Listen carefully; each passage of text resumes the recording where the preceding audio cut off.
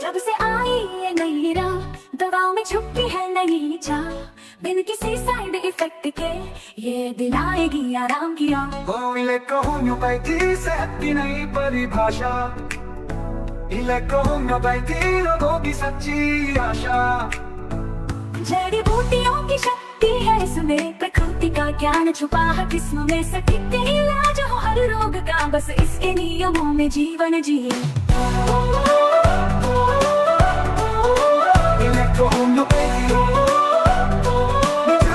इसकी भाषा, electro homeopathy रोगों की सच्ची आशा।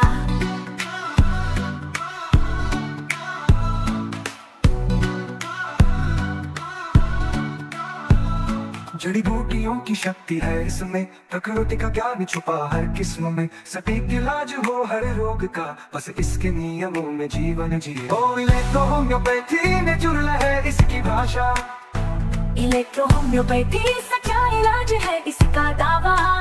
डॉक्टर मनीष पाटीदार ने हमें बताया, इस राह में सच्चाई का साया। रोग मिटेंगे दर्द मिटेंगे, सहज उपाय है हर जगह फैलाया।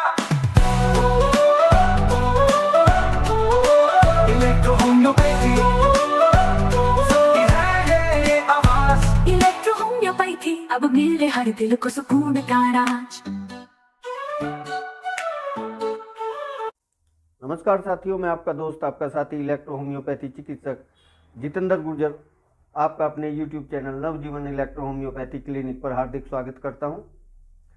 साथियों, मैं एक बार फिर आपके बीच में हाजिर हूं डॉक्टर मनीष पाटीदार जी की एक बहुत ही महत्वपूर्ण वीडियो लेकर, जिसमें डॉक्टर मनीष पाटीदार जी ने एक डिजीज को पूरा डिटेल में समझाया है प्रोटोकॉल सहित। आशा करता हूं आपकी प्रैक्टिस में ये वीडियो बहुत काम आएगी। साथियों, मुझे आपको बताते हुए बहुत खुशी हो रही है कि 15 दिसंबर 2024 से डॉक्टर मनीष पाटीदार जी का सेकंड सेम स्टार्ट होने वाला है। जो भी हमारे नए चिकित्सक साथी डॉक्टर मनीष पाटीदार जी का सेकंड सेम ज्वाइन करना चाहते हैं, वो 15 दिसंबर 2024 तक ज्वाइन कर सकते हैं। पूरी जानकारी मैंने वीडियो के नीचे डिस्क्रिप्शन में दी हुई है, आप वहाँ पे क्लिक करके पूरी जानकारी ले सकते हैं, या आप मुझसे संपर्क कर सकते हैं, मुझे कॉल कर सकते हैं, या डॉक्टर प्रकाश जैन जी को आप संपर्क कर सकते हैं। उनका नंबर भी नीचे डिस्क्रिप्शन में दिया गया है। साथियों, अगर बात करें कि डॉक्टर मनीष पाटीदार जी द्वारा सेकंड सेम में क्या स्टडी कराई जाती है, तो बेसिक में डॉक्टर मनीष पाटीदार जी द्वारा इलेक्ट्रो होम्योपैथी का पूरा बेसिक जो नॉलेज होता है वो सिखाया जाता है, जिसमें आपका प्लांट स्टडी होगी, मेडिसिन स्टडी होगी।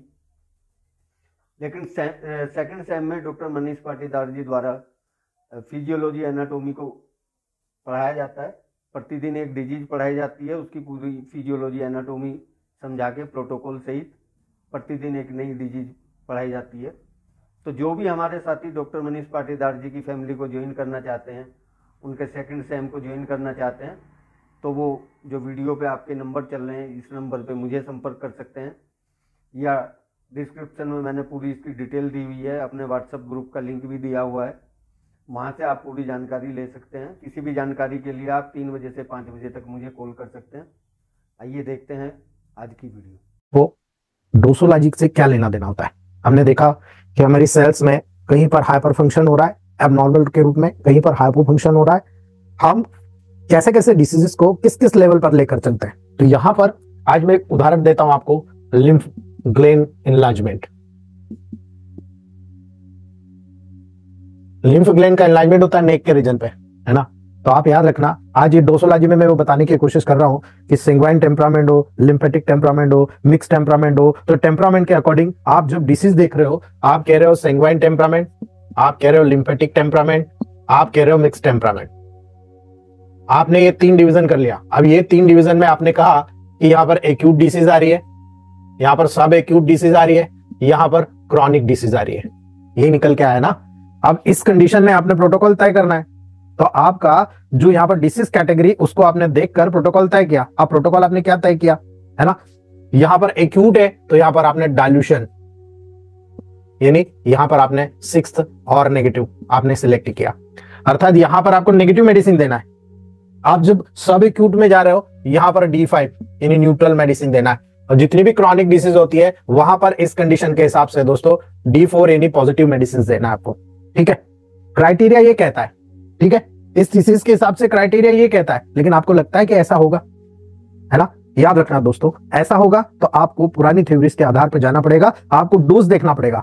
जब आप यहां पर डोज देखेंगे तो डोज में वेरिएशन आ जाएगा। अगर आप केवल D4, D5, D6 पे काम करते हैं तो D4, D5 और D6 के लेवल पर, तो यहां पर अगर आप ये डोज देखेंगे, यहां पर आपको लाइटर डोज देना है या हैवी डोज देना है, यहां आप कंफ्यूज होते हैं।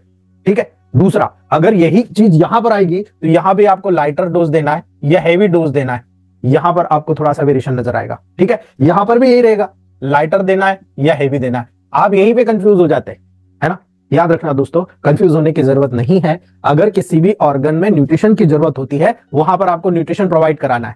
आप जब न्यूट्रिशन प्रोवाइड कराएंगे तो उसमें इतनी ताकत आ जाएगी ऑर्गन्स में लड़ने की कि वो किसी भी पार्ट से लड़ जाएगा, किसी भी चीज से लड़ जाएगा, और वहां से अपना जितना भी डिफॉर्मिटी उसके फंक्शन में, उसके एनाटॉमिकल स्ट्रक्चर में, उसकी पैथोलॉजी में जितनी भी हुई है सारी चीज वहां से सबसाइड हो जाएगी, बहुत आसानी से सबसाइड हो जाएगा। लेकिन जब आप टेम्परामेंटल आधार पर डिसीज को देखते हो तो एक्यूट में हमको नेगेटिव देना है, सब एक्यूट में न्यूट्रल देना है, क्रॉनिक में पॉजिटिव देना है। ये चीजें न्यूट्रिशन के बिहाफ पर तय होती है।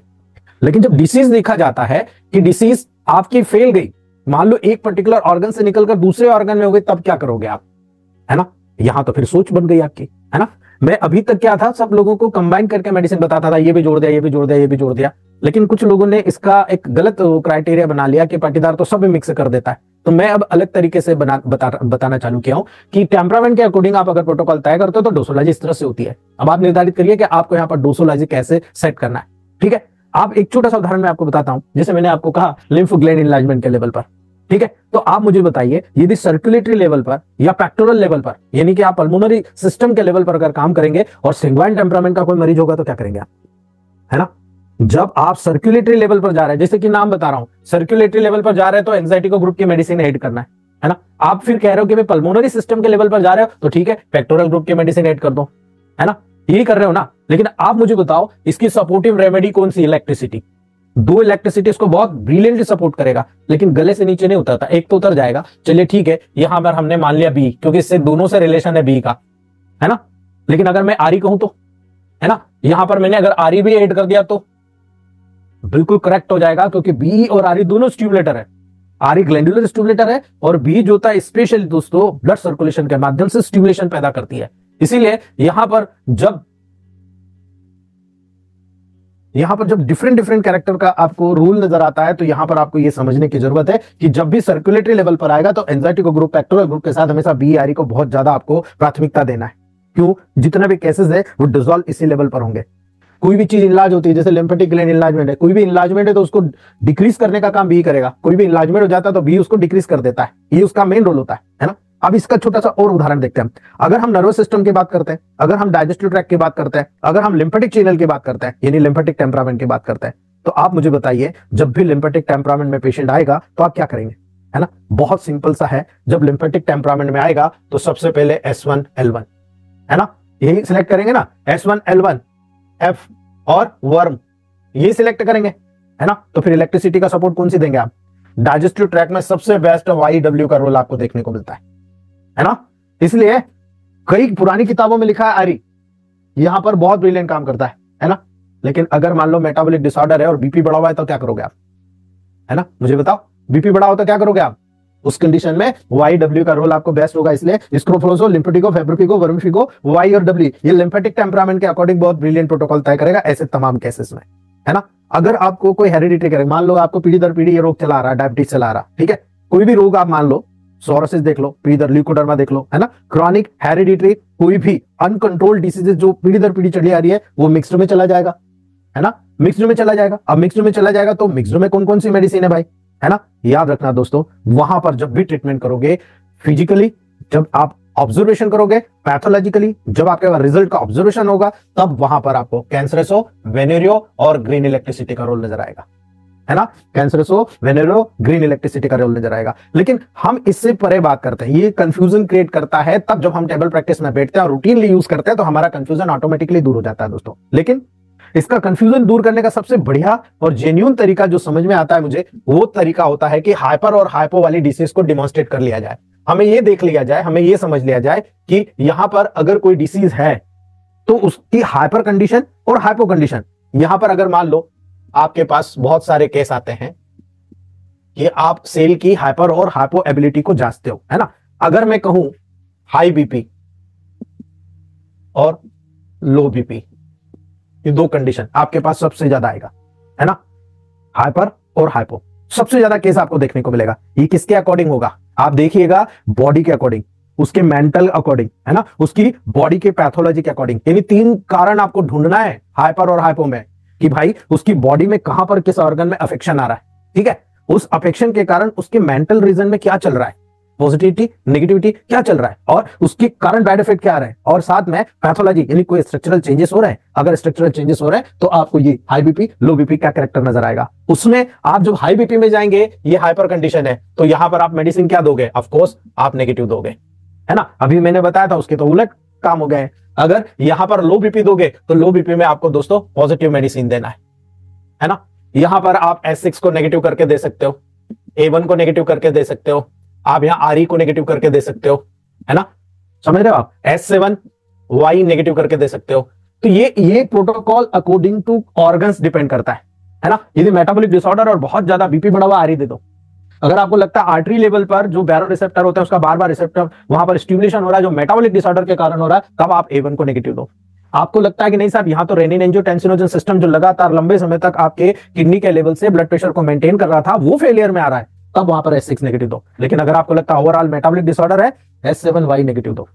तो कास्ट पे जाना पड़ेगा, बगैर कारण के, बगैर फिजियोलॉजिकल एनाटॉमिकल पैथोलॉजी के आप किसी भी लेवल को जांच नहीं सकते दोस्तों। और इलेक्ट्रोमेपैथ के सिंगल मेडिसिन में इतनी ताकत है, केवल 2 या 3, भाई तरीके अलग अलग है, सबके पढ़ाने के बताने के तरीके अलग अलग है। इलेक्ट्रोमेपैथ में क्या आजकल नया ट्रेंड चला है, 3-3 मेडिसिन के 5-6 प्रोटोकॉल दे दिए जाते हैं, है ना। हम चाहते हैं कि 2 मेडिसिन में ही 3-3 मेडिसिन का कॉम्बिनेशन कर दिया जाए, है ना। ये पुराने चिकित्सक करते थे, हम लोग पुराने समय से सीखे हुए, इसलिए हम ये पुराना ट्रेंड पे आ रहे थे। लेकिन अभी न्यू काम हो गया, ठीक है, हमने उसको भी अडॉप्ट कर लिया, हम उसको भी, इसीलिए मैं ये समझाने की कोशिश कर रहा हूं। अब यहां पर केवल आप S7 RE दे दो, ठीक है, या S6 अल्टरनेट S7 RE दे दो, वो भी D4 में, ठीक है, एक प्रोटोकॉल से ठीक हो जाता है ना। आप हार्ट पे मसाज करा दो, ठीक है, यहां पर हार्ट पे मसाज करा दो, आपको बहुत ही ब्रिलियंट नजर आएगा A3W का। आप A3W का हार्ट पे मसाज करा दो, नॉर्मल हो जाएगा पेशेंट, इमीडिएट नॉर्मल होता है। क्योंकि रिदम जो होता है, जो हार्ट की तरफ ब्लड सर्कुलेशन और हार्ट से ब्लड सर्कुलेशन, उनकी रिदम को मेंटेन करता है। आप देखो पूरा ट्रैक आपका नॉर्मल कैटेगरी में आना शुरू हो जाएगा, पेशेंट बिल्कुल रिकवरी महसूस करता है, इमीडिएट रिस्पॉन्स मिलता है दोस्तों, ठीक है। अब दूसरी बात कर लेते हैं, आप मुझे बताओ इंसोम्निया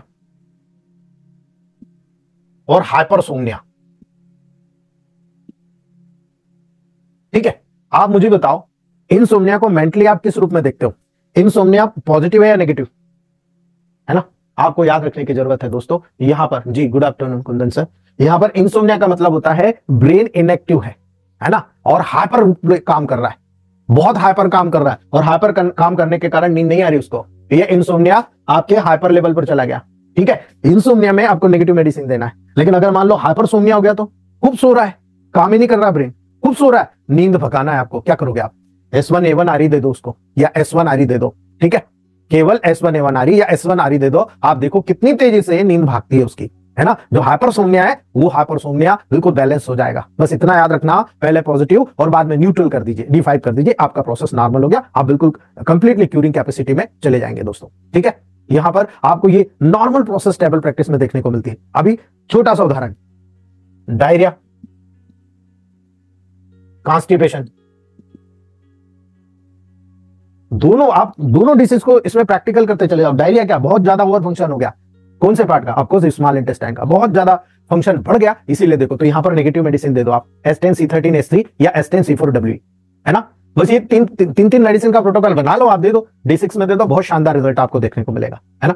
इमीडिएट रिस्पॉन्स आता है इसका। ये हाइपर फंक्शन है, ये आपका कॉन्स्टिपेशन क्या है, हाइपो फंक्शन है, बहुत हाइपो काम हो रहा है ना। अब कॉन्स्टिपेशन कई कारणों से होता है, अब उन कारणों को ढूंढिए और प्रोटोकॉल सिलेक्ट कीजिए। है ना। यहाँ पर बच्चे जिनको कॉन्स्टिपेशन हो रहा है 2-2 दिन 3-3 दिन में पोटी करते हैं, S2 का 2 ड्रॉप केवल मॉर्निंग में खाली पेट आप डाल दीजिएगा, है ना। आप देखिए कितनी जल्दी वहां पर कॉन्स्टिपेशन क्लियर हो जाता है। एक जेंट्स है, जेंट्स के लिए स्लास S1 S10 खाली पेट खाने के बाद वो स्लास, ये 3 चीज का मैकेनिज्म पुराने जमानों से बताया जा रहा है ना। आप S1 स्लास को 30 पोटेंसी में ग्लोबस बना के चला दीजिए, पेट साफ हो गया, है ना। कहीं S11 को 1000 दे दीजिए उसमें। अब ये नेगेटिव बात हो गई, यहां पर केवल और केवल आप यहां पर कॉन्स्टिपेशन की बात करेंगे तो कॉन्स्टिपेशन से S1 S10 स्लास, कारण पे जाइए, हाइपो एक्टिविटी है। आप केवल पॉजिटिव मेडिसिन दीजिए, वहां पर बहुत तेजी से, आप चाहो तो ऑन टंग दे दो, मोर पॉजिटिव हो गया, है ना। आप डाइल्यूट करके दे दो, नेगेटिव हो गया। याद रखना दोस्तों, वो लाइटर डाइल्यूशन के रूप में काम करेगा, ठीक है। तो क्लियर कर लीजिएगा, कोई भी डाइल्यूशन, कोई भी मेडिसिन जब आप ऑन टंग देते हो पॉजिटिव डोज, उसको डाइल्यूट करके घोल के देते हो लाइटर डोज, ठीक है। याद रख लेना, केवल वर्ड का डिफरेंसेस है, मेडिसिन वही पोटेंसी में रहेगी,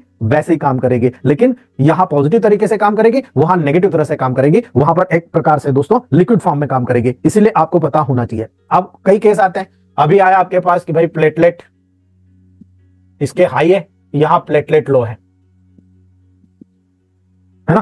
क्या करोगे आप, है? यहां पर क्या करोगे, क्लियर कट इंडिकेशन होती है दोस्तों S5C4, लीवर से जुड़ा हुआ है। प्लेटलेट एक्टिवेटिंग फैक्टर जो होता है लीवर से जुड़ा होता है, इसलिए जब आपने फिजियोलॉजी पढ़ी तो आपको समझ में आएगा S5F1WE और C4L1, है ना। ये 2 ऐसी मेडिसिन है, पॉजिटिव में दे दो बढ़ जाएगा, नेगेटिव में दे दो घट जाएगा, है ना। पॉजिटिव में दे दो बढ़ जाएगा, नेगेटिव में दे दो घट जाएगा प्लेटलेट, ठीक है। ये नॉर्मल प्रोसेसेस है जो आपने हमने फिजियोलॉजी पैथोलॉजी के आधार पर सीखी है दोस्तों, ठीक है। ये आप हमेशा, अभी इसका सबसे बड़ा उदाहरण होता है, एक व्यक्ति को मेनिया हो गया, पागलपन, ब्रेन बहुत हाइपर एक्टिव है ना। आप हाइपर एक्टिव है तो आप क्या ट्रीटमेंट करोगे, मेनिया और मेलेनकोली, यानी यहां काम कम कर रहा है, यहां काम ज्यादा कर रहा है ना। यहां काम कम कर रहा है, यहां ज्यादा काम कर रहा है, यहां पर S1C1Y दे दो, यहां पर S1C1RE दे दो, है ना। यहां नेगेटिव में देना है, यहां पॉजिटिव में देना है, अंतर कुछ नहीं है दोस्तों, केवल इतना सा समझने की जरूरत है। लेकिन कई केसेस में प्रॉब्लम आती है। वो प्रॉब्लम कहां आती है, मान लो किसी को माल फॉर्मेशन हुआ, तो माल फॉर्मेशन यानी उसका ऑर्गन प्रॉपरली डेवलप नहीं हुआ, है ना।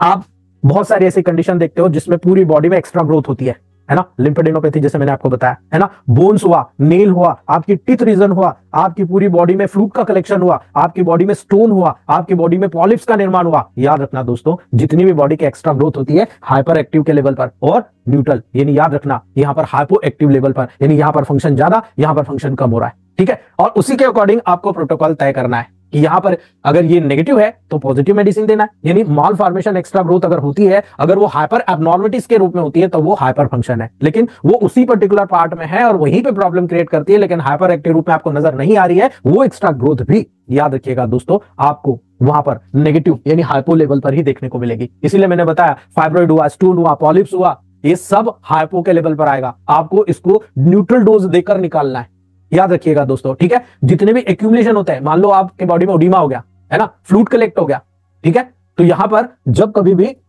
कोई कंडीशन कलेक्ट हो रहा है, एक्यूमुलेशन हो रहा है, याद रखिएगा हाइपर कंडीशन में जा रहा है ना। अगर मान लो ओडिमा हो गया, S2C2L1Y, ये प्रोटोकॉल आप नेगेटिव में देते हो ना ओडिमा में, है ना, हाइपर एक्टिव है, यहां पर नेगेटिव दे दो, आप D6 में दे दो S2C2L1Y, बहुत तेजी के साथ वहां पर निकल जाएगा। लेकिन अगर मान लो किसी को सिस्ट बन के वहीं कलेक्ट हो गया तो, है ना, किसी को वहीं का वहीं उसी पार्ट में एसाइटिस के रूप में हो गया तो, लीवर का डैमेज हुआ तो एसाइटिस हुआ, इम्पाइमा हो गया, पस कलेक्ट हो गया तो, है ना। ये सब क्या है, ये हाइपोएक्टिव काम है, उस ऑर्गन में सिस्ट बन गया, वहीं पर सब कलेक्ट हो गया, लीवर का पर्टिकुलर पार्ट डैमेज हो रहा, बाकी वेसल्स डायलेटरी, वहीं पर फ्लूइड कलेक्ट हो रहा, इम्पाइमा पस पड़ गया, वहीं पर पस पड़ा, पूरी बॉडी में नहीं पड़ा, वहीं पर पड़ा, यानी हाइपोएक्टिव काम हो गया उस ऑर्गन का, है ना। आप न्यूट्रल डोज दे दीजिए, वहां पर पॉजिटिव डोज दे दीजिए, आपका पेशेंट ठीक हो जाएगा।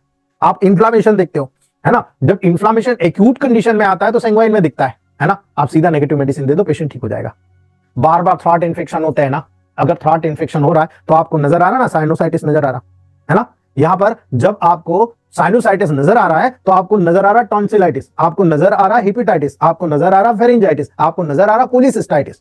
इस जितने भी इन्फ्लामेशन होते हैं आपको याद रखना है, जितने भी इन्फ्लामेशन होते हैं सब हाइपो फंक्शन की वजह से हो रहे हैं, उस ऑर्गन का हाइपो फंक्शन है, भले ही वहां इन्फ्लामेटरी प्रोसेस हो रही है, लेकिन उस फंक्शन को आपको ध्यान में रखना है कि वहां पर उस ऑर्गन का फंक्शन कम हो रहा, इसीलिए वहां इन्फ्लामेशन क्रिएट हो गया है ना। इसीलिए प्रोटोकॉल आपको उस तरह से तय करना पड़ेगा। इसीलिए जब आप हाइपर कंडीशन में जाएंगे, टोटल आप चाहे D6 से लगाकर आप 1000 10,000, अगर आपको नहीं करना है आप D10 तक प्रयोग कीजिए, जो 1:9 रेशियो फॉलो करते हैं D10 तक कीजिए, ठीक है। 1:9 से वहां पर D4 से आप जो शुरू करते हैं, तो यहाँ D6 से D10 का रूल है दोस्तों। जब एक्स्ट्रा ग्रोथ कोई भी बॉडी में नजर आती है, आपको न्यूट्रल डोज ही देना है। याद रखना, आपकी बॉडी में कहीं पे भी कोई एक्स्ट्रा ग्रोथ नजर आई, आपको न्यूट्रल डोज से ही ठीक करना है। इसीलिए मैंने समझाया आपको, ठीक है। अगर कहीं पर हाइपो फंक्शन हो रहा है, तो आपको मैंने कहा कोई भी इन्फ्लामेशन हो रहा है, तो ऑर्गन का हाइपो फंक्शन हो रहा है, वहां पर न्यूट्रिशन के लेवल पर जाना है, आपको पॉजिटिव मेडिसिन का उपयोग करना है, ठीक है। याद रखना, यहां पर केवल दो चीज में कंफ्यूजन हमेशा होता है, साहब मैं डोज कैसा दूं, ग्लोबल्स में दूं, लिक्विड में दूं, डायरेक्ट ऑन टंग दूं या लिक्विड करके दूं। तो आपको केवल याद रखना है, लाइटर डोज उस कंडीशन में देना है जब उसको डीपली भेजना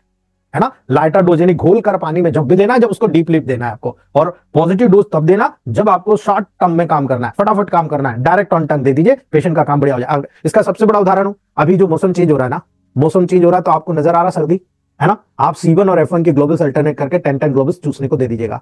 C1 और F1 10-10 ग्लोबल्स दिन में 3 से 4 बार चूसने को दे दीजिएगा। इसका बेटर इंपैक्ट आपको नजर आ जाएगा, और जैसे इंपैक्ट नजर आएगा आप खुद बोल देंगे अरे वाह ये तो समझ में आ गया, एक बार में समझ में आएगा दोस्तों, ठीक है। याद रखना, ठीक है।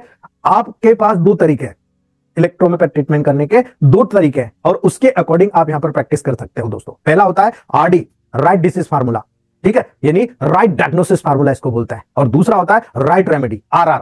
RD यानी राइट डायग्नोसिस, RR मतलब राइट रेमेडी फार्मूला। बस ये दो फार्मूलों को अपना लीजिए, ठीक है। टेबल प्रैक्टिस में जब भी आप बैठेंगे, आपको हमेशा अपडेट होना होगा। आप हमेशा अपने आप को न्यू साइंस के लेवल पर लेकर आइए, ठीक है। न्यू साइंस के लेवल पर अपडेट करते चले जाइए। राइट डायग्नोसिस करेंगे, राइट रेमेडी हमेशा उस डायग्नोसिस के ऊपर डिपेंड करती है जो उस पेशेंट के टेम्परामेंट का, उस पेशेंट के ऑर्गन्स की डिसीज का, उसके सिस्टम का अफेक्टेंट का, उसकी मेंटल यानी साइकोलॉजिकल इंडिकेशन को दर्शाएगा दोस्तों, ठीक है। इसीलिए ये सारी प्रोसेसेस ऑन द स्पॉट आपको वहां पर देखने को मिलेगा। आप जब उस चीज को देखेंगे, आपका पूरा प्रोसेस सामने आ जाएगा दोस्तों, ठीक है। इसलिए याद रखना, आपको यहाँ साइकोलॉजिकल यानी पेशेंट की हर बातें ध्यान से सुनना है, पेशेंट क्या बोलना चाहता है। उसके बाद में आपको साइंटिफिक स्टडी करना है कि पेशेंट वहां पर किस बात से इन्फ्लुएंस्ड है, किस बात से।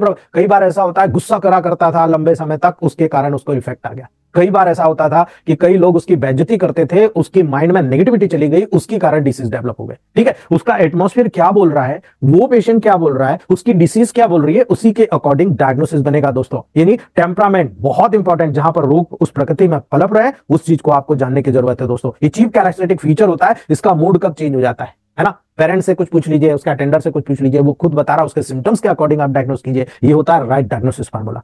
आप जैसे पेशेंट आता है, सीधा आपका डायग्नोसिस हो जाना चाहिए कि हाँ साहब इसका टेम्परामेंट फलाना है ना। आपका ये हो जाना चाहिए, टेम्परामेंट फलाना, आपके दिमाग में चलना चाहिए कि इसको इस टेम्परामेंट का डेफिनेटली इससे रिलेटेड डिसीज मिलेगी। आप फर्स्ट डायग्नोसिस करना चालू करिए, पेशेंट को बताइए कि आपको इस ऑर्गन से रिलेटेड डिसीज है। धीरे धीरे परफेक्शन आएगा। जैसे ही परफेक्शन आता है, 1 साल लगता है दोस्तों। मुझे तो 1 साल लगा था भाई, मैं इतना इंटेलिजेंट नहीं हूं। 1 साल लगा था मुझे। 1 साल के अंदर मुझे सारी चीजें जब मैंने समझी तो मुझे सीखने को मिला था दोस्तों, ठीक है। तो याद रखिएगा, आप जब डायग्नोस कर लोगे ना, तो पेशेंट पे बहुत ही ब्रिलियंट इंपैक्ट आएगा आपका कि हाँ यार इन्होंने तो डायरेक्ट बता दिया ये प्रॉब्लम है, ठीक है। दूसरी बात, जब आप राइट रेमेडी फार्मूला चुनोगे तो आपको दो चीजें विशेष तौर से याद रखना है। पहला, प्लांट्स, कौन से प्लांट्स की एफिनिटी इससे मिल रही। बिकॉज प्लांट का इसलिए एडवांटेज है कि 114 प्लांट्स के बिहेवियर को आपने समझ लिया कि ये एक्यूट प्लांट है, सब एक्यूट है, क्रॉनिक प्लांट है। आपको यही चीज समझने की वहां भी जरूरत है। यानी ये प्लांट काम कैसे कर रहा है, इसका बिहेवियर क्या है, ये किस पे काम करता है। जैसे मैं आज अभी आपको नक्सोमी का बताने वाला हूं, है ना, आपको खुद समझ में आ जाएगा, ठीक है, ये चीज। और दूसरा, यहां पर डिसीज की कैटेगरी क्या राइट ऑफ हो रही है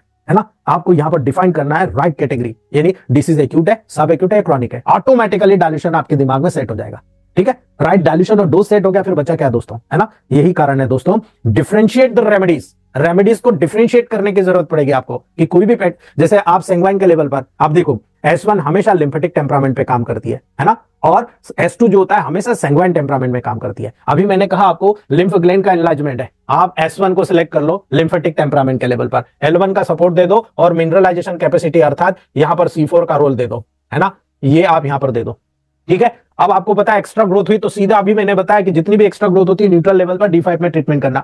ये S1 L1 C4 को D5 ले लिया आपने, आपको सब पता लग गया कि यहां पर एक्स्ट्रा ग्रोथ जितनी भी है उनको D5 के लेवल पर ट्रीटमेंट करना है। C5 का एक्सटर्नल अप्लाइंस करा दिया, G को आपको यहां पर 1 ड्रॉप आप 1 गिलास पानी में डालकर सिप बाय सिप पीने को बोल दीजिए। C5 को या फिर A2 C5 G को D4 में आप अप्लाई करा दीजिए उसके ऊपर, है ना।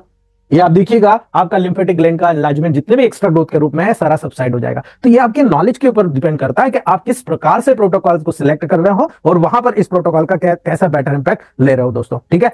इसीलिए यहां पर बहुत सारी चीजें होती है जो टेबल प्रैक्टिस के लेवल पर आपको बहुत देखने को मिलती है, ठीक है। तो ये उम्मीद करूंगा मेरी ये जो छोटी सी पहल है, ये आपको समझ में आ गई होगी दोस्तों। नेक्स्ट हम लोग जो बात करते हैं हमारे प्लांटेशन के लेवल पर, मैं आपको कह रहा हूं कि यहां पर बहुत इंपॉर्टेंट है प्लांटेशन। वाई?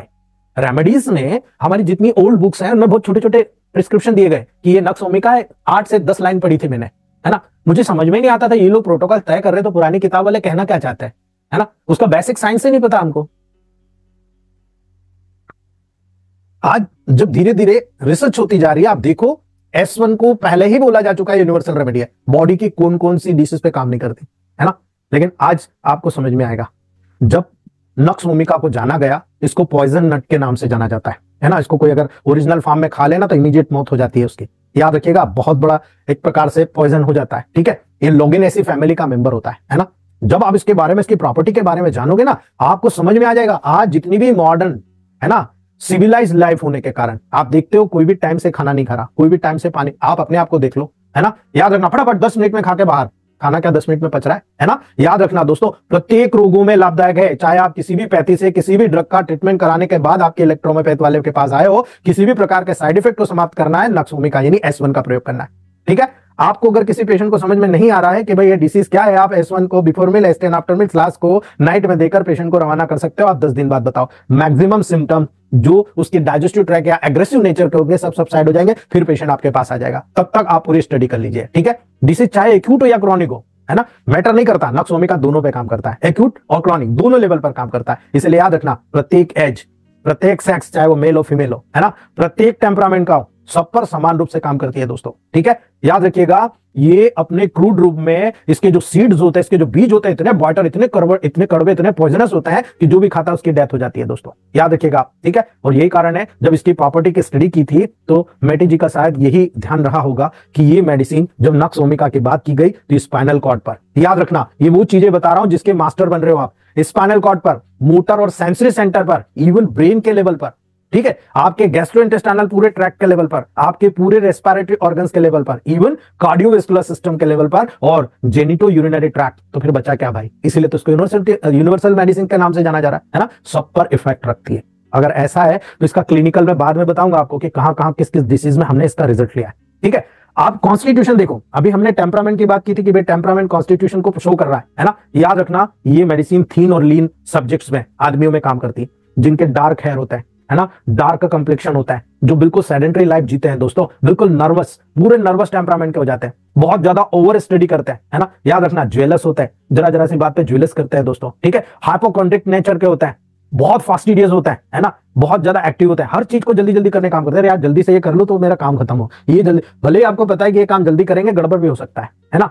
खाना भी खा रहे फटाफट फटाफट खा रहे, ये गलत होता है दोस्तों, ठीक है। वो कैरेक्टर पूर्ण रूप से नक्स ओमिका के अंतर्गत आता है। ऐसा कोई भी पेशेंट आपको नजर आए ना, आपको सोचने की जरूरत नहीं, S1 देना है आपको, ठीक है। याद रखना दोस्तों, इसीलिए रेस्पिरेटरी ट्रैक्ट को भी बहुत तेजी से अफेक्ट करती है, बिकॉज कॉन्स्टिपेशन, यानी म्यूकस मेम्ब्रेन की बात कर रहा हूं, कॉन्स्टिपेशन हुआ, डायरिया हुआ, डिसेंट्री हुआ, उसको स्टिमुलेट करती है, ठीक है, उसको स्टिमुलेट करती है। इसीलिए रेस्पिरेटरी ट्रैक को अफेक्ट करने पर दोस्तों, स्पेशली जितनी भी ड्राई कैटरल कंडीशन डेवलप होती है ना, नोज, कफ को उत्पन्न करने का काम करती है। याद रखिएगा, ये वैसोमोटर सेंटर को स्टिमुलेट करने पर जब बीपी हाई हो जाता है दोस्तों, हार्ट से जितने भी रिलेटेड सिम्टम्स आते हैं ना, ये उनको सबसाइड करने का काम करती है। इसीलिए मैंने अभी आपको यहां पर बताया था S7, इसमें क्या है S1A1Y, है ना। आपको यहां इसीलिए मैंने बताया था, अगर किसी का बीपी हाई हो जाता है, हार्ट से रिलेटेड सिम्टम्स आते हैं, आप यहां पर इसको नक्स ओमिका को यूज कीजिए, यानी S1 को यूज कीजिए, आपको समझ में आ जाएगा, ठीक है। अब देखो, हम अभी 9 प्लांट में से एक ही प्लांट पढ़ रहे हैं। अभी हमने नक्स ओमिका की शुरुआत करी, सिंगल प्लांट के बिहेवियर की बात की है। तो आप सोचिए, यदि 9 प्लांट को हमने मिला दिया, तो आप सोचिए कि मैटी जी का दिमाग कहां कहां चला होगा। S1 से बॉडी की 99.99% डिसीजेस को कवर कर सकते हो आप, ठीक है। सैंग्वाइन टेम्परामेंट को छोड़ दीजिए आप, ठीक है। याद रखिएगा, अगर आपको एकदम फ्राई फूड खाने की इच्छा होती है, तले गले चीजें खाने की इच्छा होती है दोस्तों, फैटी फूड खाने की इच्छा होती है, आप कई बार पेशेंट आकर बोलता है ये चाक खा रहा है ना, ये बहुत सारी ड्रग्स का सेवन करता है, सिर दुखा फट से दवाई, पेट दुखा फट से दवाई, है ना, वो टॉलरेट नहीं करता, है ना। आप देखो, टोबैको का बहुत ज्यादा यूज करता है ना, याद रखना, उसको भी छुड़ाने का काम करती है। इसीलिए आप जब इन पूरे पेशेंट्स को देखते हो तो कॉन्स्टिट्यूशन को देखते हो दोस्तों, कि ये कॉन्स्टिट्यूशन के रूप में आपके सामने आ रही है ना। इसीलिए मैं आपको कह रहा हूं कि जब आप किसी लेवल पर गए, आपने देखा कि ये बहुत एक्टिव है, एकदम फ्यूरी, किसी भी चीज से हल्का सा डर जाता है ना, उसको प्यार आता है, सब पिल्ला होता है उसको, फेट फूड, याद रखना, हमेशा फेट फूड खाता है, बहुत ज्यादा क्रोधित, एंग्री हो जाता है, वायलेंट हो जाता है, हाइपर सेंसिटिव हो जाता है दोस्तों, यानी किसी भी एलर्जी के रूप में, हाइपर सेंसिटिविटी के रूप में आता है, S1 को नेगेटिव करके दे देना, आपका पेशेंट वैसे ही ठीक हो जाएगा, है ना, ये कॉन्स्टिट्यूशनल लेवल पर। लेकिन अगर हम बोले कि भाई आपने तो इसको लिम्फेटिक टेम्परामेंट का कहा था, है ना, तो याद रखना दोस्तों, ये लिम्फेटिक टेम्परामेंट की बहुत अच्छी रेमेडी है, इसीलिए इसको एंटी स्कर्फलोस ग्रुप में रखा गया है ना। लेकिन इसका जो पीपल होता है, इसका जो सब्जेक्ट होता है पूरा डाइजेस्टिव ट्रैक्ट से जुड़ा होता है, इसलिए बिलियस टेम्परामेंट के लेवल पर, यानी 3 सब्जेक्ट के लेवल पर, जिनमें स्पेशली बिलियस और इम्पेशेंट होता है, यानी वो रास्ता नहीं देख सकता किसी का, यहाँ फल फ्रूट रखे हुए हैं और उसको खाना तो खा लेगा, इम्पेशेंट होगा। याद रखना, बहुत इरिटेबल टेम्परामेंट का होता है वो, है ना। इसीलिए मैंने जैसे बताया था कि अगर लिम्फेटिक टेम्परामेंट होगा तो चिली होगा, ये भी चिली मेडिसिन है दोस्तों, ठीक है, ठंडी मेडिसिन है, इसीलिए लिम्फेटिक टेम्परामेंट में बहुत ज्यादा यूज की जाती है, ठीक है। और इसका गुण ये होता है कि अगर कोई पेशेंट सोचता है कि मैं क्या हूं, तो दोस्तों याद रखना, ये बहुत ओवर सेंसिटिव पेशेंट होता है, पूरी रेमेडी में ओवर सेंसिटिविटी पाई जाती है, पूरी रेमेडी में। और जब ये ओवर सेंसिटिविटी का गुण जो पूरी रेमेडी में पाया जाता है दोस्तों, तो आपको हर चीज ओवर सेंसिटिव मिलेगी, यानी हर चीज बड़ी हुई सामने आएगी। अगर इतना सब होगा तो इतना बड़ा कारण आपको निकल के बता देगा, है ना। याद रखना, बाहरी कोई भी इंप्रेशन आया, मतलब आपने किसी को डांट दिया, वो गुस्सा होकर मुंह फुला के बैठ जाएगा, है ना। थोड़ा सा भी लाइट मार दिया, थोड़ा सा भी नॉइस आपने चिल्ला दिया, या कोई ऑर्डर आप म्यूजिक सुन रहे हो, है ना, आपने बढ़ा दिया, कोई स्मेल वहां से आई, थोड़ी सी भी स्मेल आई, वो नाक बंद करके निकलेगा, ठीक है। थोड़ा सा भी टच कर दिया, थोड़ा सा भी पेन हुआ, थोड़ा सा भी उसको सर्दी लगी, कोल्ड लगा, म्यूजिक थोड़ा सा तेज कर दिया, आप देखो ओवर सेंसिटिव, गुस्सा हो जाएगा आप पे वो, है ना। ये बहुत बड़ा साइन आपको यहाँ पर देखने को मिलता है, जो सिलेक्शन आप रेमेडी के लेवल पर बताता कि नहीं साहब, ये जो होता है डेफिनेटली लिम्फेटिक टेम्परामेंट का पेशेंट है, और ये यहाँ पर बेस्ट मेडिसिन आपके सामने प्रस्तुत करता है। याद रखिएगा दोस्तों, इंडाइजेशन देख लो आप, है ना, जितनी भी हिपेटिक ट्रबल्स होती है ना लीवर से रिलेटेड, वो तमाम चीजें जल्दी जल्दी करने के कारण डेवलप होती है। इसीलिए जो व्यक्ति एक्सरसाइज नहीं करते हैं, है ना, हमेशा घर पे रहता है, हमेशा सोए रहता है, बैठे रहता है, सेडेंटरी लाइफ जीते हैं, जो ड्रंकार्ड्स होते हैं, है ना, जिनमें गैस्ट्रिक ट्रबल होती है, पीने के बाद में पड़े रहना, गैस्ट्रिक ट्रबल होती है, इन तमाम पेशेंट्स के लेवल को डायग्नोस करके, ये डायग्नोसिस पेशेंट नहीं बताएगा, आपको पूछना पड़ेगा, और जब आपका डायग्नोसिस बनेगा, आपकी पहली रेमेडी नक्स वोमिका के लेवल पर S1 निकल के आ जाएगी। अगर आपको ये पता है कि नक्स वोमिका का ये कैरेक्टर है, तो 9 प्लांट्स के आपस में कैरेक्टर मिलाने के बाद आप डिसीज देख लेना,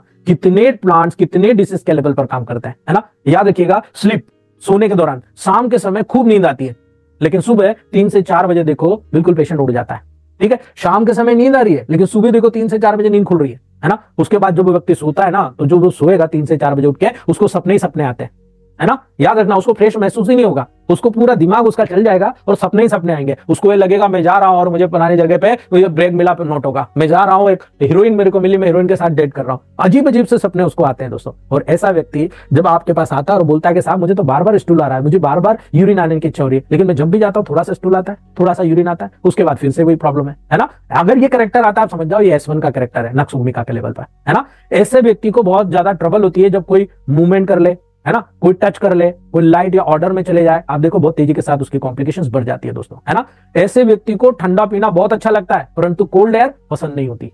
मतलब ठंडी चीज बहुत पिएगा, लेकिन ठंडी हवा में गया ना, क्योंकि चिली पेशेंट है, ठंडी हवा में गया ना, तुरंत उसको प्रॉब्लम क्रिएट हो जाती है दोस्तों, तुरंत उसको बॉडी में इन्फेक्शन आ जाती है। इसीलिए याद रखना, ऐसा व्यक्ति हमेशा पेशेंट से पूछिए क्या आप खुली हवा में रहते हो, घर के अंदर या घर के बाहर। पेशेंट बोलता है खिड़की और दरवाजे बंद करने की इच्छा होती है, बॉडी को कवर करने की इच्छा होती है, क्योंकि चिली पेशेंट है, उसको ठंड शायद नहीं होती दोस्तों, ठीक है। ये कैरेक्टर होते हैं, और ये कैरेक्टर यहाँ पर निकल के आते हैं S1 रेमेडी के अंतर्गत।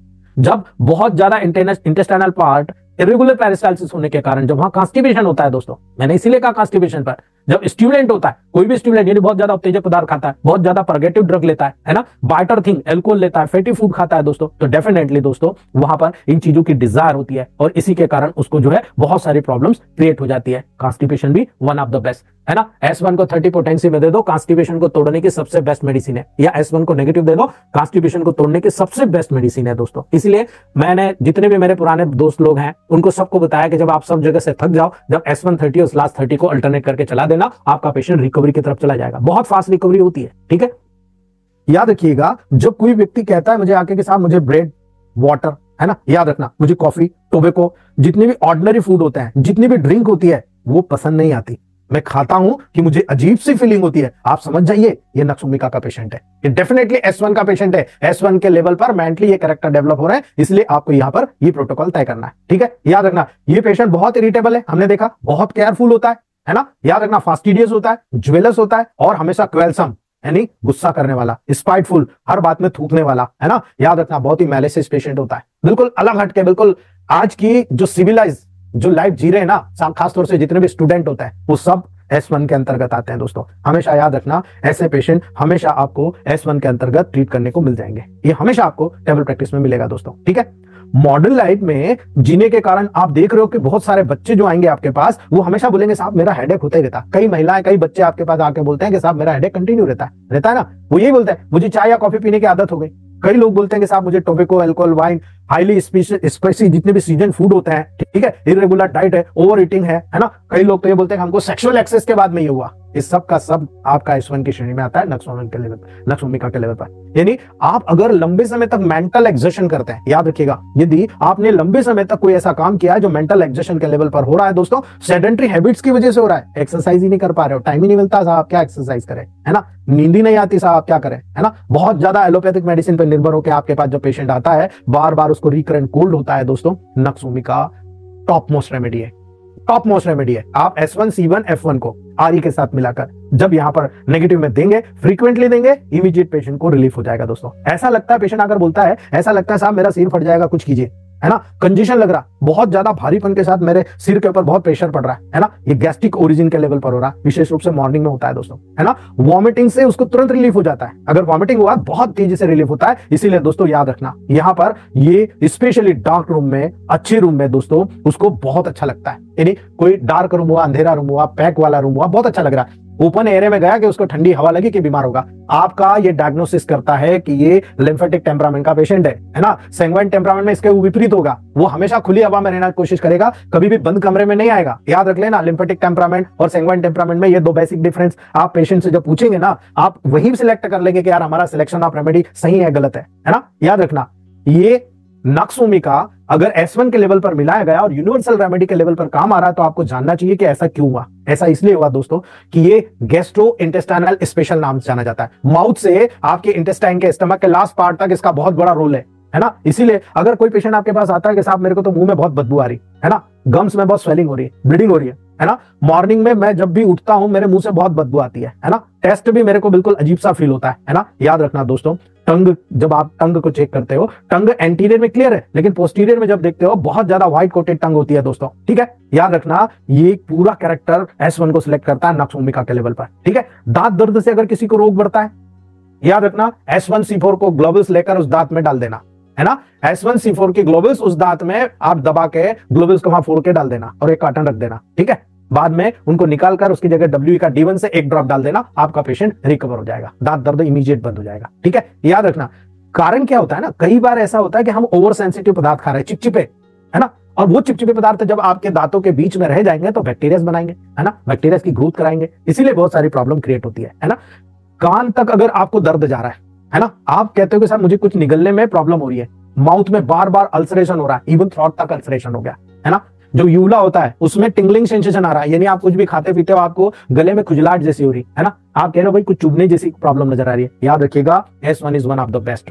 आप S1 को सिलेक्ट कर सकते हो, बहुत ब्रिलियंट रेमेडी के रूप में आपके सामने आता है। इसलिए मैंने कल कहा था C14 जो होता है थ्रॉट के लेवल पर, यानी C13 S1 A3, है ना। याद रखना, बहुत ही टॉप क्लास रेमेडी होती है थ्रॉट के लेवल पर, इसलिए प्रोटोकॉल्स इसी तरह से समझेंगे तो यू आर द बेस्ट, आप एक टॉप मोस्ट इलेक्ट्रोपैथिक फिजिशियन बन जाएंगे दोस्तों, ठीक है। याद रखना, स्टमक में जाइए आप, स्टमक पे जब इसका कैरेक्टर देखने को मिला तो बहुत ही स्ट्रांग, क्योंकि स्क्रूफ्लोसो ग्रुप की मेडिसिन लिम्फेटिक ऑर्गन के लेवल पर, यानी जितने भी लिम्फेटिक ऑर्गन होते हैं, स्टमक क्या है, स्टमक लिम्फेटिक ऑर्गन है ना। इसीलिए जो लोग बहुत ज्यादा तला गला खाते हैं, कॉफी बहुत पीते हैं, चाय बहुत पीते हैं, टोबैको बहुत खाते हैं, अल्कोहल बहुत पीते हैं, हाईली स्पाइसी फूड खाते हैं, बहुत ही इरेगुलर डाइट्स होती है, ओवर ईटिंग करते हैं दोस्तों, है ना, बहुत ज्यादा पर्गेटिव का ड्रग का उपयोग करते हैं, है ना, तो ये सब स्टमक ट्रबल के रूप में सामने आता है। आपका स्टमक के जो नेचुरल प्रोसेस है उसको प्रभावित कर चुके हैं, है ना। इसीलिए स्टमक में बहुत हैवी पेन होता है दोस्तों, है ना, बार बार पेशेंट खाना खाया कि दस्त, फ्लैचुलेंस हो रहा है ना। याद रखना, बिल्कुल दुर्गंधित बाइटर इरेक्टेशन, कड़वा कड़वा पानी मुंह में से बाहर निकलता है, कई बार तो नौसे वॉमिटिंग तक हो जाती है ना।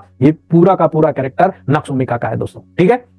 जब आप सुबह उठे और उठने के बाद में अचानक आपको नौसिया हो रही है, वॉमिटिंग हो रही है ना, आपको बहुत अनइजीनेस फील हो रहा है, आप केवल S1 के 10 ग्लोबल्स को घोल कर आप पानी में सिप बाय सिप पिला दीजिएगा, पेशेंट 1 घंटे के अंदर नॉर्मल हो जाएगा, ठीक है। पेशेंट ऐसा बोलता है कि साहब मैं खाना खा रहा हूं फिर भी मुझे ऐसा लग रहा है मैं बहुत भूखा हो रहा हूं, है ना, मुझे स्टमक में बहुत पेन हो रहा है, गैस्ट्रेलिया हो रहा, गैस्ट्राइटिस हो रहा, डिस्पेप्सिया हो रहा। आप याद रखिएगा, कभी भी गैस्ट्रेलिया नजर आए, गैस्ट्राइटिस नजर आए, डिस्पेप्सिया नजर आए, ये तीनों की बेस्ट रेमेडी है दोस्तों S1, है ना, भूलना नहीं, ये टॉप मोस्ट रेमेडी है इलेक्ट्रोपैथ में नक्सोमिका के लेवल पर, ठीक है। कई बार भूख लगने के समान आप देखते हो कि यार भूख नहीं लग रही है, असामान्य भूख है ना, तब स्टमक रीजन में आपको बहुत ज्यादा सेंसिटिवनेस फील होता है। टच और प्रेशर करते हो आपको ऐसा लगता है भारीपन सा लग रहा है ना, एब्डोमेन ऐसा लगता है कि फूला हुआ है। खाने के 1 या 2 घंटे बाद किसी भी प्रकार से जब वहां पर आपको अनइजीनेस फीलिंग होता है, चाहे आप अल्कोहल ज्यादा पी रहे हो, चाय ज्यादा पी रहे हो, काफी ज्यादा पी रहे हो, ये हमेशा होता है ना। फ्लैचुलेंस होता है, आपको ऐसा लगता है फूला फूला सा लग रहा है, थोड़ा सा खाया पेट फूल गया, ये लगता है ना। आपको स्टमक रीजन पर स्पाज्मोडिक कोलिक नजर आता है ना, आपको यहां पर बहुत ज्यादा स्पाज्मोडिक कोलिक नजर आ रहा है, आप अनकवरी से, है ना। यहां पर क्या हो रहा है, कोई भी प्रकार का कपड़े आपने खोल दिया, है ना, खोला, आप देखो तकलीफ बढ़ जाएगी। एग्रावेटेड यानी आप ऐसी जगह जा रहे हो जहां कपड़े पहने हुए हो, लेकिन आपने कपड़े को उतार दिया, अचानक आपकी तकलीफ बढ़ने लग गई। ठीक है, याद रखना, जो लोग वाइन ज्यादा पीते हैं ना, उसमें क्या होता है, लीवर का एनलार्जमेंट हो गया, है ना, इरिटेबल बाउल सिंड्रोम हो गया, डिस्पेप्सिया हो गया। सबसे कॉमन समस्या के रूप में आज की मॉडर्न परिस्थिति में देखा जा रहा है, वहां पर नक्स ओमिका का बहुत बड़ा रोल आपको देखने को मिलेगा दोस्तों। ठीक है, इसीलिए आप कहीं पर भी प्रोटोकॉल तय करें, चाहे डिसेंट्री के लेवल पर तय करें, कॉन्स्टिपेशन के लेवल पर तय करें, डायरिया के लेवल पर तय करें, तो आपको ये देखना है कि क्या वहां मरोड़ उठ रही है, ग्रेट टेनिसमस। ठीक है, स्टूल म्यूकस के साथ साथ वहां पर बार बार दस्त जाने की इच्छा होती है, लेकिन दस्त नहीं होता, केवल म्यूकस जाता है ना। One of the top most and leading remedy nux vomica, आप इसे नेगेटिव में दे दीजिए, है ना, आप इसे S1 को D6 में दे दीजिए, इमीडिएट रिजल्ट आपको मिल जाएगा दोस्तों। ठीक है, याद रखना, कई बार यहां पर दस्त के साथ ब्लड जाता है। ठीक है, याद रखना, बहुत ही कॉन्स्ट्रिक्टिव सेंसेशन होता है, ऐसा मरोड़ उठता है, रेक्टम और एनस में बहुत ज्यादा प्रेशर होता है। आप याद रखिएगा, ये ब्लाइंड पाइल्स की नंबर 1 रेमेडी, याद रख लेना, किसी को भी ब्लाइंड पाइल्स होता है, नक्स ओमिका उस ब्लाइंड पाइल्स की नंबर 1 रेमेडी होती है दोस्तों। जिनको ऑब्स्टिनेट कॉन्स्टिपेशन होता है और उसको अल्टरनेट करके डायरिया होता है, अर्थात 2-4 दिन बिल्कुल पेट अच्छा साफ होगा और फिर 2-4 दिन बिल्कुल ऐसा कॉन्स्टिपेशन होगा, हिला देगा। अगर ऐसा होता है, S1 is one of the leading remedy nux vomica के लेवल पर दोस्तों। ठीक है, याद रखना, कई बार ऐसा होता है, दस्त की इच्छा तो होती है लेकिन दस्त नहीं होता, है ना। दूसरी बार 2-3 दिन बाद दस्त होगा तो एकदम वाटरी और ऑफेंसिव होता है, थोड़ा सा पास होता है और उसके बाद फिर पेशेंट को लगता है कि मुझे टेम्पररी सेटिस्फेक्शन हो गया, लेकिन अनइजीनेस फीलिंग होता है उसको। ठीक है, वो स्टूल पास करने की इच्छा बनी रहती है लेकिन स्टूल पास नहीं होता, और इसी का एडवर्स इफेक्ट होता है यूरिन का इनइफेक्चुअल डिसऑर्डर, मतलब डिजायर होना। उसको बार बार ऐसा लगता है कि मुझे स्टूल नहीं हो रहा, स्टूल के साथ साथ मुझे यहां पर यूरिन के लिए भी जाना चाहिए। ये अनइजीनेस वहां पर फीलिंग रिकरेंसी में नजर आती है दोस्तों। यही कारण है दोस्तों, ऐसे पेशेंट को इनइफेक्चुअल डिजायर फॉर यूरिनेशन होता है दोस्तों, यानी वो प्रॉपर यूरिनेशन भी नहीं कर पाता, है ना। और कई बार ऐसा होता है कि इसका एडवर्स इफेक्ट होता है कि बैक साइड यूरिनरी ब्लैडर पर प्रेशर होता है, तो यूरिन के दौरान उसको पेन होना शुरू हो जाता है ना, वो उसकी पूरे जेनिटल ऑर्गन्स तक फैल जाता है ना। पेशाब कई बार ऐसे पेशेंट को ड्रॉप बाय ड्रॉप होता है और वो भी जलन के साथ होता है ना। इसीलिए आप C17 पे मत जाइए, पहले S1 से ही कवर कर लीजिए, है ना। यूरिथ्रा में अगर टीयरिंग पेन होता है, रीनल स्टोन होता है और जलन के साथ ब्लड मिक्स आता है, तब आप S1 के साथ C17 को मर्ज कर दीजिए, आपका patient within limited time, कम से कम समय में ठीक हो जाएगा। लेकिन वहां हम S1 को सोचते ही नहीं है, नक्स ओमिका को सोचते ही नहीं है, हम तो वहां S6, C17, S2, C2 इन्हीं के बारे में सोचते हैं। लेकिन जो लोग डीप में काम कर रहे हैं वो यही कहते हैं कि सर हमने तो S1 देखकर ही स्टोन निकाल दिया। अब आप सोच लीजिएगा इस बात को, S1 को D5 में देने के बाद कई दोस्तों ने कहा है, S1 RE को D5 देने के बाद कई लोगों ने कहा है, हमने जितने भी पॉइजन है बॉडी से बाहर निकाल दिए, हमने जितने भी इस प्रकार का मेटाबॉलिक वेस्ट जो कलेक्ट हो रहा था हमने इसी लेवल पर उसको बाहर निकाल दिए। अब इसमें हमने किडनी की तो कोई मेडिसिन एड नहीं करी भाई, है ना। इसलिए याद रखना, इलेक्ट्रोहोम्योपैथिक जितनी भी रेमेडीज है कहीं से कहीं पर काम कर जाती है, बस आपको काम कराते आना चाहिए। ठीक है, जितना भी रेस्पिरेटरी सिस्टम होता है जो गैस्ट्रिक ओरिजिन के साथ रेस्पिरेटरी ट्रबल को शो करता है दोस्तों, अल्कोहल हुआ, टी हुआ, कॉफी हुआ, इरेगुलर डाइट के कारण आपको नजर आया दोस्तों, तो याद रखना कोल्ड का एक्सपोजर होता है ना। थ्रॉट में आप देखो ऐसे पेशेंट को बार बार खराश बनी रहती है ना। जब गैस्ट्रिक रीजन की जो एसिड वेपर ऊपर आती है, उस दौरान आप देखो कई बार थ्रॉट का इंफेक्शन हो जाता है। इवन कई पेशेंट अस्थमा में चले जाते हैं दोस्तों, क्योंकि अपर रेस्पिरेटरी होते होते लंग्स में भी इंफेक्शन आ जाता है ना। इसीलिए याद रखना, ऐसा व्यक्ति जिसको बहुत वायलेंट कफ हो रहा है, कफ बिल्कुल ड्राई हो गया और नाइट में कफ हो रहा है ना, मॉर्निंग तक रहता है, S1 और P1 कभी मत भूलना, S1 P1 one of the best remedy for night cough. याद रखना दोस्तों, क्लोज जब भी वो कोल्ड प्लेस में जाता है, शाम को क्या होता है, नमी बढ़ती है, जब भी कोल्ड प्लेस में जाएगा, नमी वाले एरिया में जाएगा, पंखा चालू करेगा, नमी आएगी, देखो कब बढ़ जाएगा। तो ये जो S1 और P1 है, it is one of the best remedy. याद रखिएगा, एक टॉप क्लास रेमेडी होती है जो यहां पर आपको देखने को मिलेगी दोस्तों। ठीक है, तो ये प्रोटोकॉल्स के ऊपर निर्धारित होता है कि आप नक्स ओमिका को समझ रहे हो, मतलब आप कितना समझ रहे हो। कई लोगों को नहीं पता है ना। मैं हमेशा बोलता हूं कि S1 A1 C1 RE, है ना, D4 में दे दीजिए। ये इतनी जगह काम करता है जितने आप सोच भी नहीं सकते हो, है ना। अगर मैं कहूं इससे मेंसेस भी मैं क्लियर कर लेता हूं D4 से, है ना। नक्स ओमिका मेंस्ट्रुएशन डिसऑर्डर की अनफेलेबल रेमेडी है दोस्तों, कभी फेल नहीं होती है, आप यूज करके देख लीजिएगा।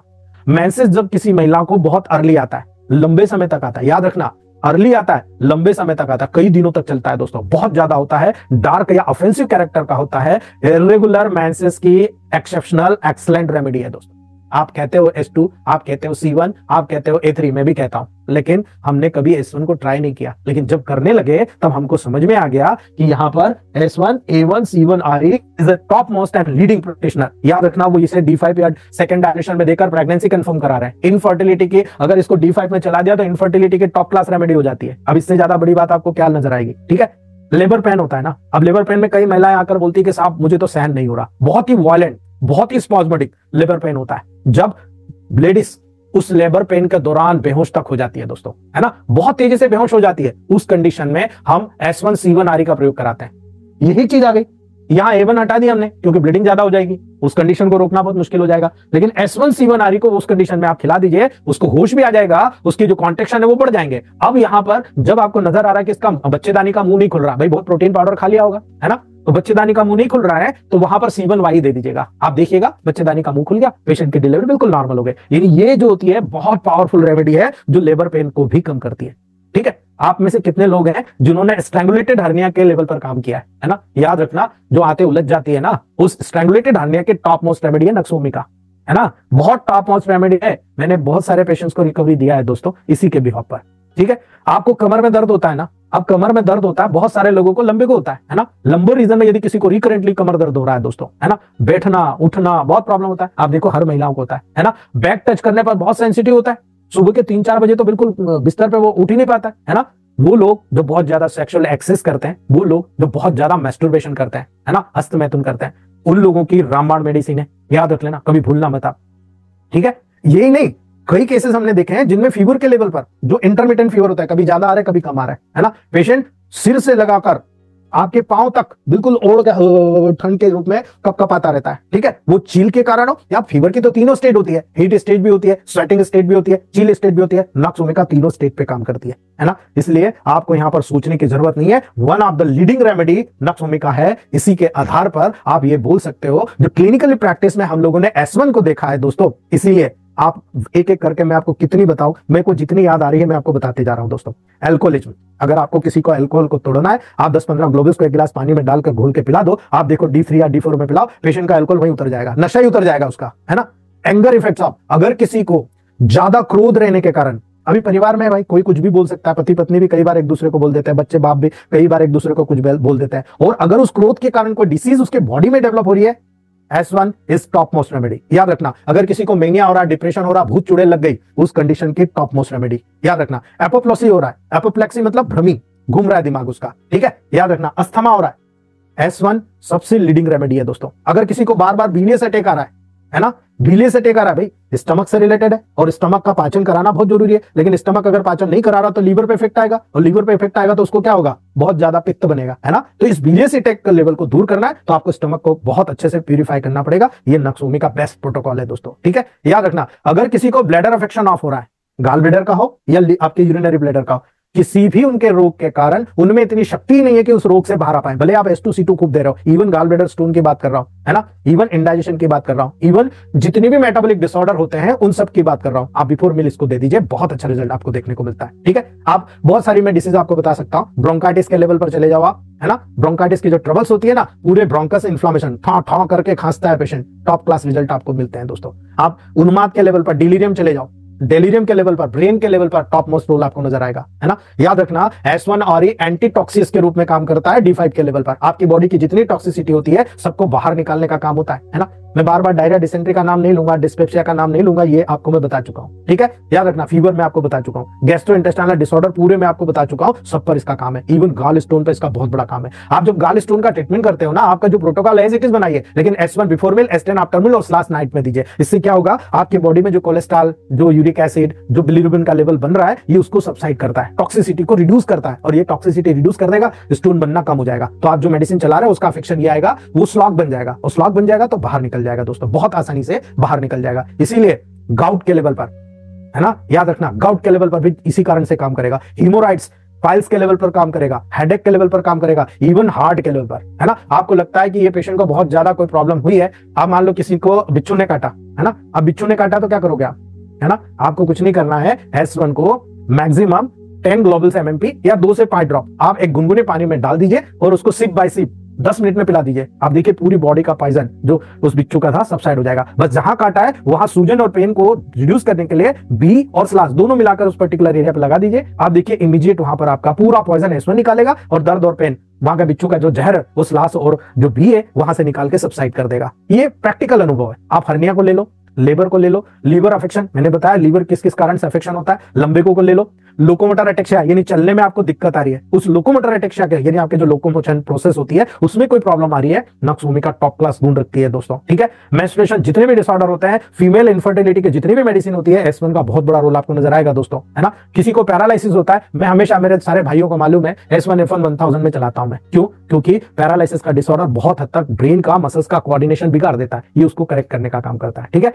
प्रेगनेंसी के जितने भी डिसऑर्डर होते हैं, चाहे टॉक्सीमिया प्रेगनेंसी हो, एक्लैम्सिया हो, हाई बीपी हो, लो बीपी हो, लो शुगर हो, सबको करेक्ट करता है दोस्तों। ठीक है, स्लीप की जितनी भी प्रॉब्लम होती है S1 नक्स भूमिका के लेवल पर टॉप क्लास। आपको टेनिसमस होता है ना, उस टेनिसमस के लेवल पर मरोड़ होती है उसको भी दूर करता है ना। थ्रॉट का और लंग्स का कोई भी रोग हो उन सारे रोगों को कवर करने का काम करता है। यूरिन के जितने भी डिसऑर्डर होते हैं नक्स भूमिका टॉप मोस्ट लेवल पर काम करता है। इवन अगर मैं ये कहूं वर्टिगो चक्कर आ रहा है, टॉप मोस्ट लेवल पर काम करता है। आप S1 S11 A3 और W इस 4 मेडिसिन को D6 में याद कर लीजिएगा दोस्तों।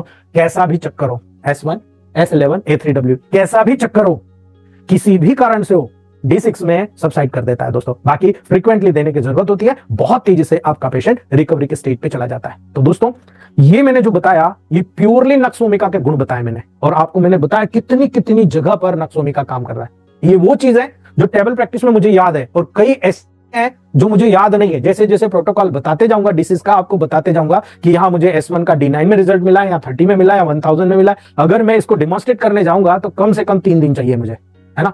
3 दिन चाहिए। मेरे पास 100 पेजेस में नोट डाउन है नक्स भूमिका, 3 दिन चाहिए मुझे, है ना। और एक एक चीज के पहलू को बारीकी से मैंने ध्यान रखकर वहां पर इस प्रोटोकॉल को जनरेट किया है। इसलिए मैंने जितना मुझे अभी लॉजिकली पॉइंट वाइज याद है मैंने आपको सारी चीज बताई दोस्तों। ठीक है, तो ये नक्स भूमिका का लेवल है। अभी कल हम लाइकोपोडियम देखेंगे, और एक दूसरा टॉपिक साथ में बताऊंगा, मेटी ग्लोबल्स प्रिपरेशन यानी इलेक्ट्रोमोपैथ में ग्लोबल्स कैसे बनाया जाता है, और आप उसको प्रिपेयर करके रखेंगे कितने समय तक वो काम करेगा, और जब उसके रिजल्ट मिलेंगे तो वो दोगुना क्यों मिलते हैं। हम डायरेक्टली जो प्रिपेयर करते हैं उसकी तुलना में आप एक एक ग्लोबल्स में जब उस मॉइस्चर को मेडिसिन के पहुंचा देते हो तो उसके जो कैरेक्टर आते हैं वो कितने पावरफुल होता है, उसका रिजल्ट। हमारे डॉक्टर अशोक सर है पंजाब में, लुधियाना में शायद, तो उनका जो वर्क करने का तरीका है वो कोई भी मेडिसिन को ग्लोबल्स में प्रिपेयर करता है, और ग्लोबल्स में प्रिपेयर करके पेशेंट को कहते हैं आप इसको अगर पॉजिटिव में देना तो उसको कहते हैं इसको ग्लोबल्स को आप 10-10 ग्लोबल्स दिन भर में चूस लीजिए 4 बार, और वही मेडिसिन वो कहते हैं 2-2 ग्लोबल्स आप एक एक गिलास पानी में डाल के ले लीजिए अगर लाइटर देना है।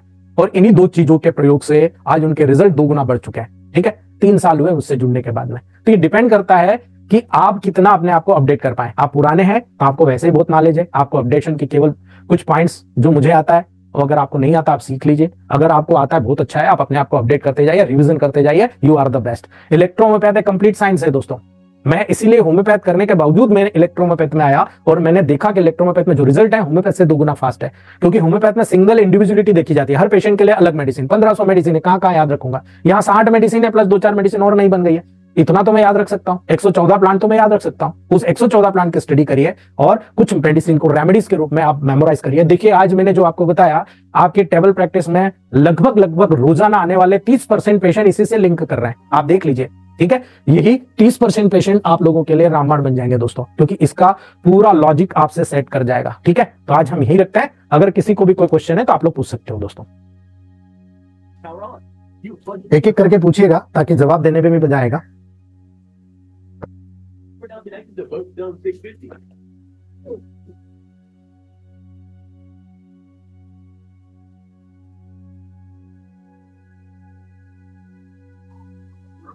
Good morning. नमस्ते सर। नमस्ते माली सर। नमस्ते सर।